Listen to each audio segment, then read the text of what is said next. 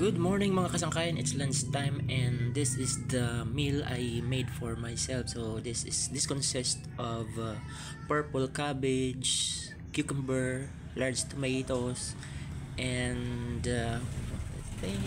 kalibutan ko na yung ibang ingredients. Cane vinegar, a dash of salt, and a dash of ground pepper. So ayan, tapos ano pa bang nilagay ko dito, nakalimutan ko na. So diabetic kasi si admin nyo, kaya ito yung ginawa ko para sa aking pananghalian. Again, I repeat, this consists of purple cabbage, cucumber, large tomatoes, a dash of salt, a dash of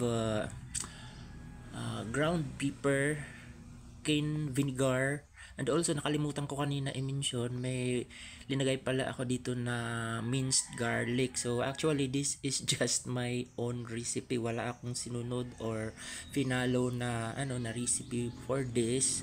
Ang sa akin lang, basta may lasa, sisigi na tayo. So ayan, so actually hindi ko inubos yung yung buong purple cabbage, nagtira ako ng kalahati. So this cost me, the purple cabbage cost me 200 pesos plus for about a quarter of a kilo. Tapos 1 piece of large tomato, half of a cucumber, tapos 2 cloves garlic. So yung yung cane vinegar, ko na, in-estimate ko na lang, basta maano lang siya, maabot lang yung buong yung mga ingredients ng ng aking pinaka dressing. So actually I was planning to search for a dressing, kaya lang tinamad na ako, so I made for myself a dressing. So siguro naman di rin naman to nalalayo sa ibang mga healthy salads na ating makikita sa mga recipe or cooking channels.